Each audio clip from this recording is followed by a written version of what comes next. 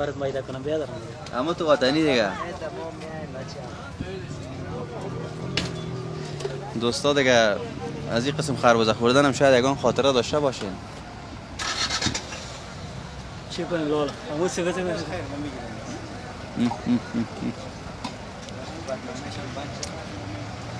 واقعیت که شکرپاره است. کندوزی از با خیلی شیرین است. نمی خوبش شما از کندوز میانه؟ ولی آقا دی روزا کندوزی خوب است. با یک چند روز بعد باز کیلگی میگش به طرف بغلان.